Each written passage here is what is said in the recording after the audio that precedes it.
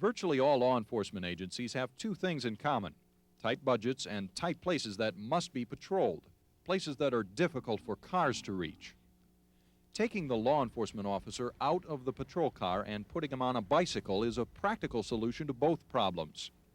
Harry Houston is the assistant police chief at the University of Arizona in Tucson, where he and his officers have put together a successful bicycle program. When you put a patrolman in a patrol car, there's sort of a distance. I mean, there's a car door, there's that image of the vehicle, there's the glass. There isn't that personal contact. And yet that patrolman still is expected and does perform traffic or criminal and those types of accident events, those type of police functions. The bicycle officer is also effective in that they can not only do all of those things and do all those things, but they also don't have that barrier, that car door, that window. They're there on a bicycle. They can sit down and talk. They can chit-chat. That makes the idea that we as an entity, as a public service entity, can relate to the public. And the idea of relating to the public on a bicycle versus a patrol car, the idea of the mobility that is involved, the idea that they fit into a bicycle community or a bicycling community. I mean, that's so positive. It's just a natural. And it is very effective. Not that it means that you do not need a patrol car. My goodness, you're going to need a patrol car. But there's the methodology of measuring effectiveness. You've got to be real careful in that you don't pit them against each other. They complement each other. That's what makes this operation work well. You need to have patrol vehicles. You need also to have a bicycle, if you can afford it or if you have the environment to do it, a bicycle patrol program that's going to interrelate and interact and support one another. Then the whole system works. And it's working well. It's very evident that operating a bicycle versus operating a patrol car, there's a tremendous amount of potential savings there. You don't put gas, you don't put oil, just transmission, all the preventative maintenance and just, administrators sit down and figure out how much it costs to operate a vehicle per hour. We've done that here. We've got 6 patrol vehicles. If we're up to about, with those 6 vehicles, we're up to about $13 per hour to operate the patrol vehicles. After you throw in the maintenance and the repairs and all the mechanical aspects that a patrol car represents. Now, what does it cost per hour to operate a bicycle? Maybe some bicycle oil? No comparison. The officers on the bicycle squad at the University of Arizona share Chief Houston's enthusiasm. They may spend up to 8 to 10 hours a day on their bicycles. Sergeant Dale Peterson supervises the bike patrol. People love bicycles. You take a look around. Everybody has a bicycle. There is something when you put an officer on a bike, people love it. It gets the officer visible. People realize that he is a person just like they are. There's the attraction to the bicycle, just like there's the, for some reason, attraction to the horses or to the dogs. People like to know, how do you like it? Is it fun? Crime prevention, it is great. Public relations, it is perfect. As far as apprehension of criminals go, obviously if they get in a car, we could give them a chase maybe until a vehicle unit could catch up. But anything below that is just as good. There'll always be someone who can probably outrun you, but I don't know of very many people who can outrun a bike. And those that are bicyclists and do a lot of racing, they probably give a guy a run for his money, but then again, we also have the radios, and as the combination goes, it's hard to beat. I love this. This you can't ask for a better job. You get paid doing this. It's almost, you feel like an athlete. You're getting paid to do something physical. Granted, we don't get paid like an athlete, but it's fun. We meet all sorts of people. You get into things that makes the job exciting.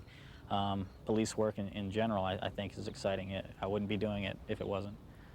Starting a bicycle patrol is not a difficult task, but there are some steps that must be taken.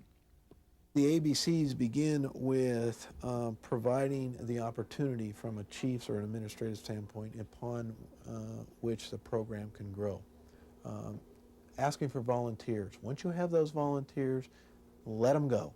You provide some outside parameters, they'll come up with the bicycles or the uniform or the competition between the bicycle stores or going to bicycle organizations. Let them work with the patrol sergeants. It's really important that the supervisors get involved in this, because once they understand that they've got a new tool, then they'll go ahead and implement it and get involved in it. The other thing you have to be aware of is you have to look at training issues and liabilities there. You have to look at some laws. You have to look at protective equipment. You have to deal with operational procedures within your department as how you integrate that. Those kind of areas fall on the shoulders of the police administrator, because there are some liability and risk factors that have to be closely examined, and you do have to address legal parameters with your legal assistance within the department. And then you also have to make sure that there is an ongoing training program, and that you have a selection procedure, and that there is an evaluation procedure, and that you are gathering statistical data which show the work that these officers are doing. The other thing that works even better than that is the fact that once the operation begins to, I've got an in-progress crime, and they work together. Somebody they jump in a car and they're off. Well, the bicycle is not going to be able to catch it. But once you get the interdiction of the bicycle cop recognizes the crime scene, the crime goes down, the suspects jump in a vehicle and they're caught. They're apprehended by the patrol car, and then they all marry themselves into one. It's great. That's the icing on the cake, as they say. The University of Arizona has found that bike patrols work when officers are issued their own individual bicycles. Choosing the right equipment is essential. Equipment an officer needs for patrolling as a bicycle officer, we're going to go basically step by step from top to bottom. First thing you need is a SNEL or Department of Transportation approved helmet. There are different types of helmets. One could be the soft shell that we use here. Another type of helmet is the hard shell helmets. Each one is different. Each helmet fits differently. Basically, it's rider preference, or as we have done at the university, we have bought in one particular style that all the officers like to use. Then we go to the eye protection. Eye protection is required in some states to use while operating a motor vehicle, and sometimes while cycling. The eye protection needs to be made of shatterproof glass or plastic, so that if an object hits the glasses, you will not receive glass or fragments in your eyes. The officer then needs to be outfitted in different clothing. This is the partial winter uniform. As the weather gets cool but is not extremely cold, the officer has the option to wear a long sleeve shirt. This is basically a cotton shirt that is allowed to breathe, gives lets the officer loose, receive heat and cool air at the same time. Some shirts, like polyester shirts, do not breathe well. And then you need to go to a special cycling short. What we have is Ron's wearing two different types of cycling shorts. The first pair of shorts is a all-purpose duty type pair of shorts. They have pockets on the sides to carry your equipment. They are basically look like a pair of shorts, although they have an inside liner, padded liner that is used as comfort for the officer. Then as you can see, Ron is wearing also a pair of Lycra shorts, which are also padded, And the Lycra gives the officer some stability and keeps his legs warm while riding. And then as you go down, you can see that Ron's wearing a special pair of cycling shoes. The shoes are basically made with vented inserts so that they can breathe. They're reinforced on the edges and on the upper foot area so that the toe clips do not wear into the shoe. And as you can see on the bottom of the shoe, there are different tread patterns. Basically, this is where your pedal will be riding. Most shoes that you can buy on the market for mountain biking and cycling are made so that they are not torn up with the pedal. The next thing we're going to talk about is the bicycle. The bicycle can be any different variation. There are chromoly bikes, aluminum bikes, titanium bikes, composite bikes. Each one will show later. The cycle that we are using is the Nishiki Colorado. It's basically about a $400 to $500 bike. It's rugged enough to take the abuse that is needed, along with has the a quality enough equipment on it that we are not continuously working on repairing the bike. These bikes have basically been repair-free since we have purchased them. Some of the things that you'll find on the bike is a computer which is mounted on the handlebars that can track your time, your miles per hour, your distance, your overall distance, your odometer. And some computers will have stopwatches, alarms, cyclometers, and it's just a matter of what kind of computer you want. Special equipment that an officer needs. Some of them are markings, as you can see here, reflective police markings. We have opted to go with an inverted tread tire. Some officers like, depending on what area you're working in, you might need a knobby type tire because we are working strictly on pavement areas, and in some sandy areas we have found that the inverted tread has a longer life on it. It doesn't make as much noise, so it gives us the stealth capabilities and is an overall good stable tire on the pavement. Further back, you can see we have a water bottle cage. You need water all the time, regardless of what community you're in, what the temperature is. It can be extremely cold. You still need to have a fluid intake. So we always suggest you at least have one water bottle and cage. To the rear, what we have is a rack, a heavy-duty rack. It is basically made for carrying the heavy loads that we have to carry. We carry approximately an additional 10 pounds of weight on our bikes compared to the normal rider. This weight consists of flares, flashlights, ticket books, repair kits, any tools that you need.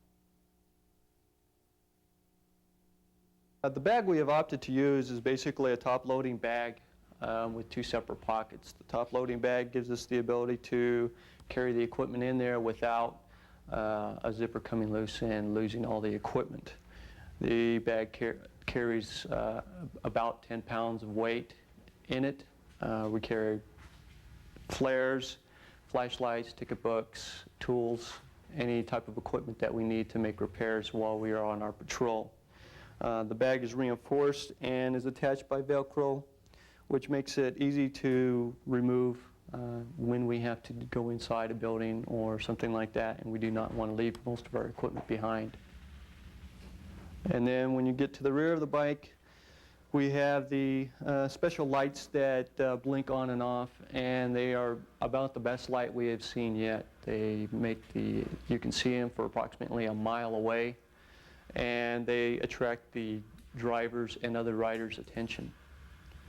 Real quick, for the fitting of the bike, when you are purchasing a bike, most bike shops are really good about fitting a bike to you.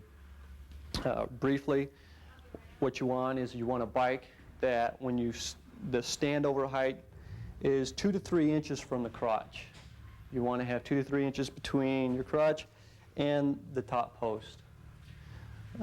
When you are seated on the bike, what you have to do is you want, go ahead and take a seat up on the bike, Ron. When you're seated on the bike, as the pedal is completely in its down position, what you want to see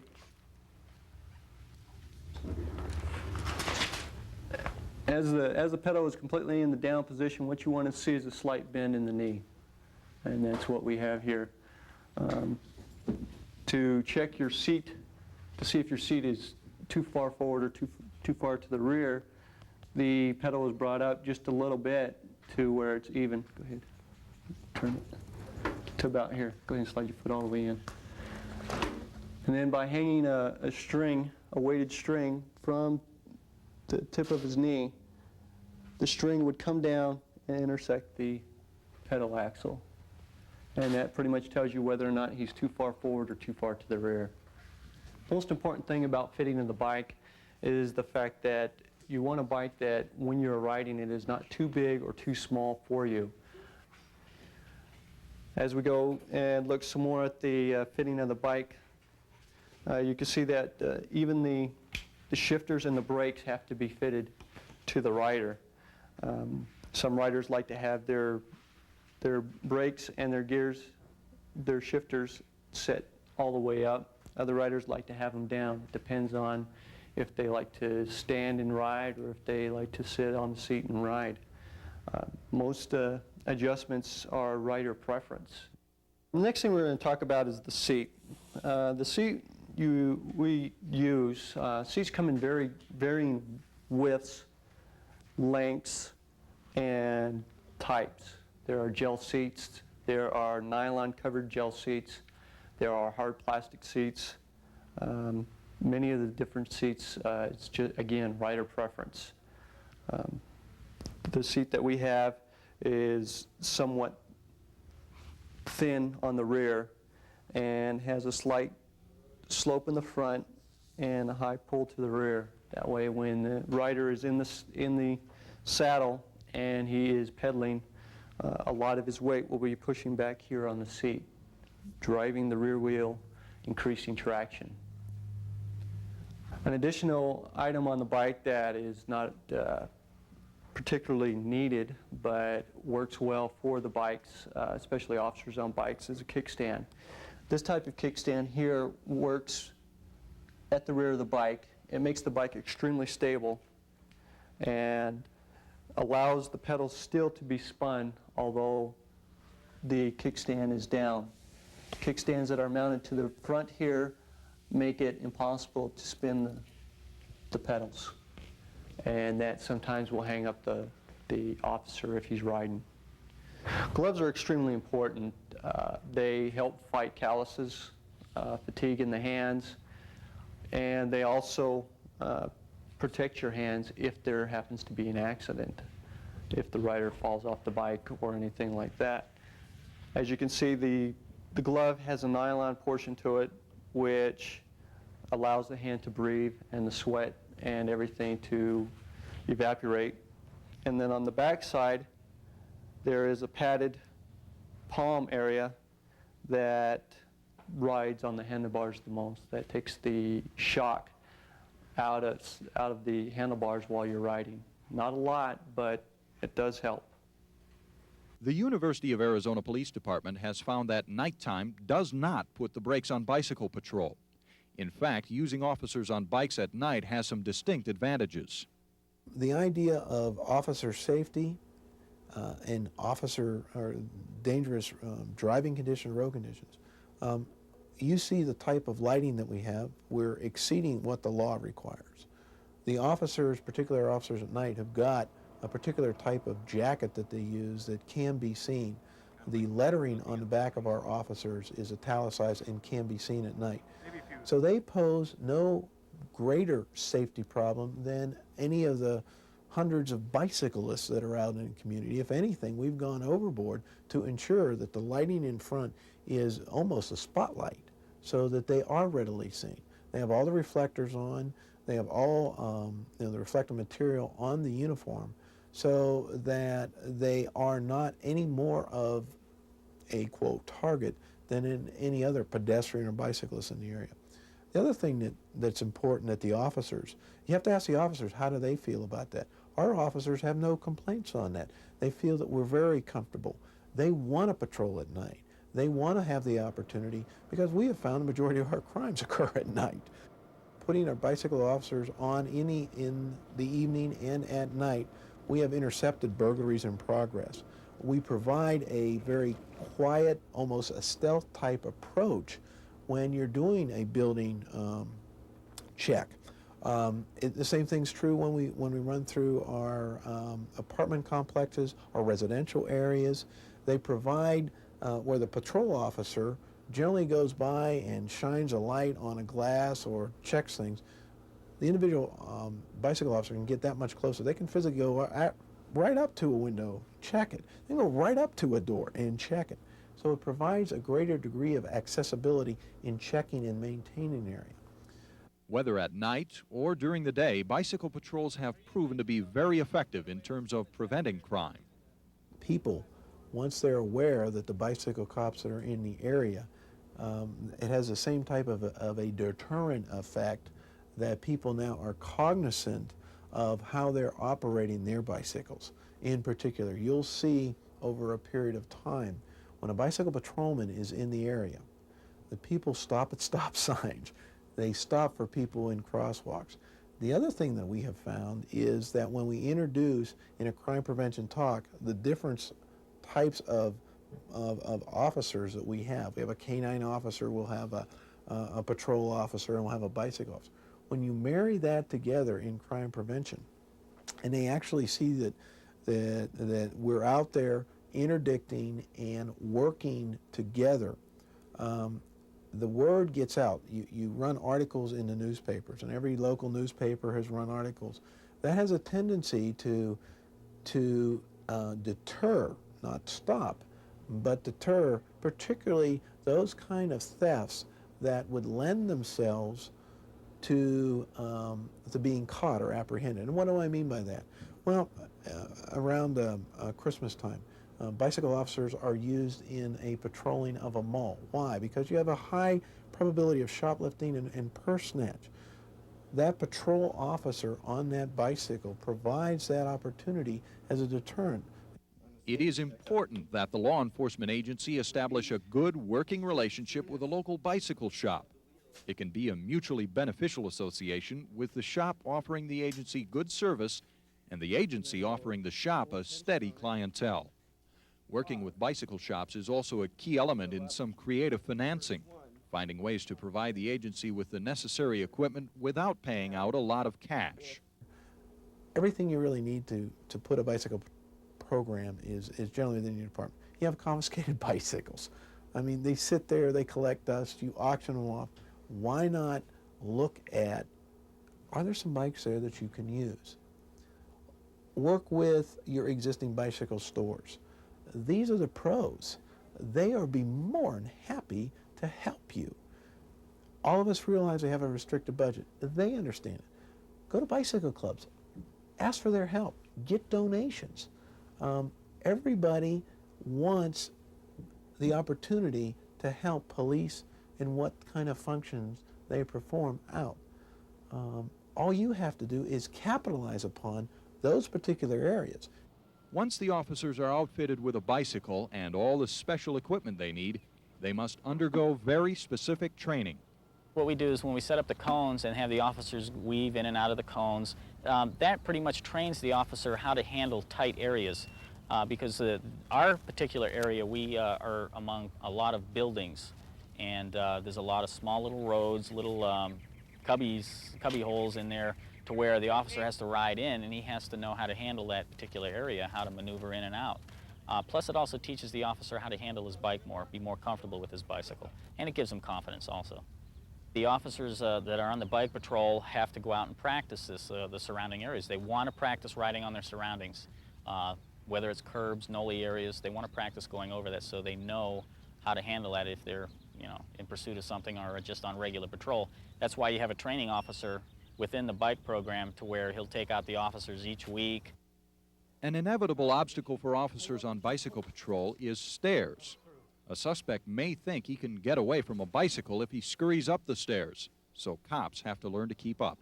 Doing stairs, again, you don't want to put yourself into a position where you can get injured. If the suspect has committed a serious enough offense, such as a rape or robbery or anything in that manner, you do want to try to get the suspect, of course. The stairs, you come up to some stairs, you better know that you can make it. Because if you have any type of hesitation, you're not gonna get up those stairs. The best thing to do is just call in where the suspect is if you can't get up the stairs. And if you have another unit with you, another bike officer, have him stay at that position, and you can try to circle around a building or whatever area that the suspect has taken off into.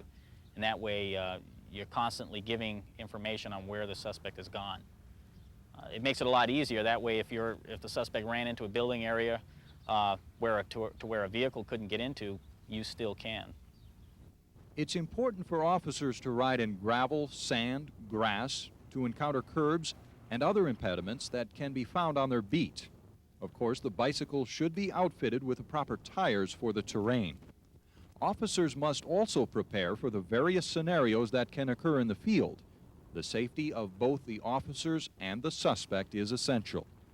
In any chase, the officers should have a heightened sense of their surroundings. Let's say a suspect's fleeing on foot away from a motorized vehicle, such as a patrol car. The officer in the car has to stop his car, radio in his position, exit the vehicle, and then begin the chase after the suspect. So you're talking actually a lot of time to take to get out of the vehicle. And that way, what that does is gives the suspect more time to get away from the officer, run down an alleyway, run in behind a house, so forth. Whereas a bicycle officer is in pursuit of a suspect, his radio is readily handy so he can automatically call in right away where he is and what he's doing, chasing a suspect. He can also jump off of his bicycle, literally jump off and tackle the suspect. So you're right there, you're cutting down a lot of time, and the possibility of losing the suspect is very low. Try to place yourself either on the left side of the suspect or on the right side of the suspect, because what's going to happen is the officer is going to dismount off either the left or the right, depending on where the suspect is. He's going to dismount out of the pedals. He's still going to be on the bike. He's going to be placed on either side of the bike on the pedal. He's going to push the bike away from him and the suspect and take down the suspect. So what he does is literally rides up onto him, dismounts, pushes the bike away, and tackles the suspect. It's safer. It's a safer technique for both the suspect and the officer. Basically, it's going to take a lot of training. You have to practice this all the time. You want to practice it all the time so you don't have to think about it. You just do it. It's more like a secondary sense, something where you automatically know which hand you're going to use to grab something. Well, this is the same thing. Again, practice, and naturally you're going to become better at it if you practice a lot. While riding a bicycle up to 10 hours a day is a lot of exercise, cops on bike patrol say they need even more exercise. This includes aerobic exercise, such as swimming or running, and anaerobic exercise, such as weightlifting. In terms of fitness, as you know, we ride 8 to 10 hours a day, and this would be considered a physical fitness program for some, okay? But this is part of our job. So being part of our job, we need to do extra things to maintain a top physical conditioning while riding the bike. And what we suggest is working out in the gym, okay? We need lower body strength. Therefore, we need machines to make our legs stronger, our quads, and our hamstrings. So what we suggest is a program of weightlifting. We suggest using leg extensions, which will build up your quads. We suggest using leg curls, which will build up your hamstrings. We suggest using a calf machine, either sit down or stand up, which also will build up your calves and make them a lot stronger, okay? Not only will they make them stronger, but they'll also make them look good too. Okay? We also need upper body strength. I suggest doing upper body strength for your shoulders, military press, a weightlifting program for your chest, for your pecs. We use bench press, flat bench, or we use flat bench with dumbbells. We use a bench that is also inclined. We use dumbbells with that, or a bar with weights on the end. We also suggest using an incline bench with dumbbells that will also build up your pectorals. Okay? Not only the flat bench and the incline bench, there is also military press with a bar and weights on the end by sitting in a straight chair or straight bench and doing a military press. We also suggest using a lat pull down. Okay? That's where you grab the bar and you pull it down and it builds up your lats. That's also good for your back too. Sitting rows, which is another exercise that we recommend. Not only do we recommend using weights, we also recommend running too. As you know, running is an aerobic exercise. You don't have to go out and run 10, 12 miles a day. But if you can run maybe for 30 minutes, that's good enough. It doesn't actually matter how far you run. It's the time limit that we're concerned about. The correct diet is also important for the success of the bicycle patrol. We recommend a low-fat or non-fat diet. If you have an intake of low-fat or non-fat diet, not only does it make you feel a lot better, the fat doesn't show on your, while we're out there wearing our shorts and stuff, okay? We recommend not eating red meat, okay?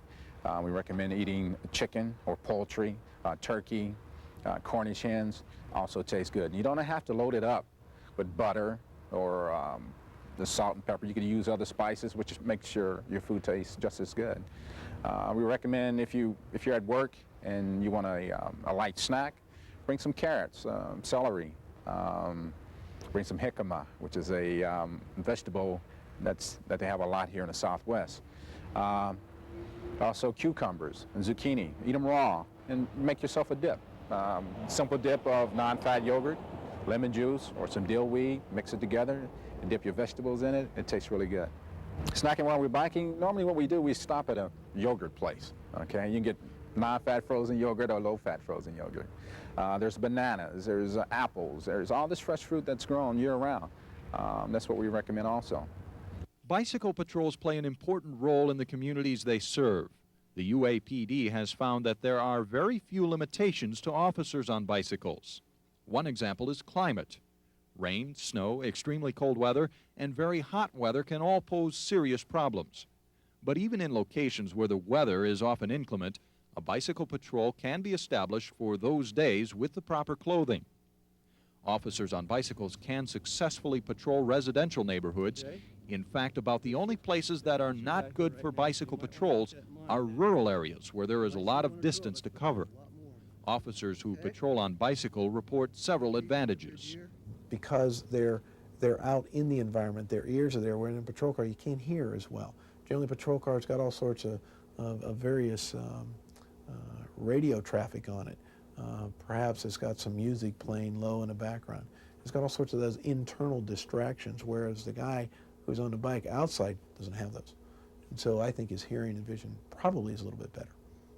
A patrol car sticks out like a sore thumb. I am a police officer. You gotta have light bulbs on them, you know.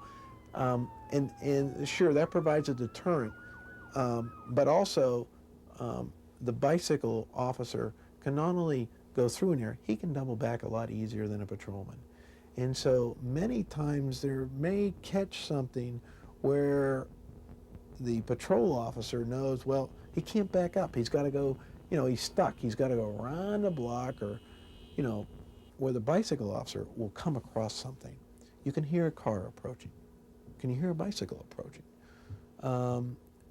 The bicycle officer provides that mobility in a dense area where somebody on foot taking off, 9 chances out of 10 can hide from that vehicle.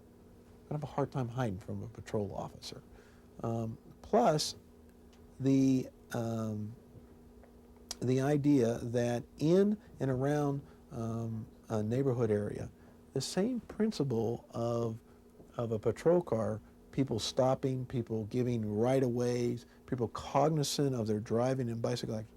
Same thing applies with our bicycle officers. We've used them in and around our residence here. We have used them and have interdicted on burglaries in progress, on car theft in progress, on bicycle thefts in progress. All of these in parking lots or in areas where we have large number of cars, large number of people, large number of bikes that are either stored, locked, or there's in and out traffic. It's a lot easier to pick up suspect surveillance that way. So these type of ideas have been very positive in how we've been able to use our bicycle patrol. And I think they would fit any other geographic location in the United States.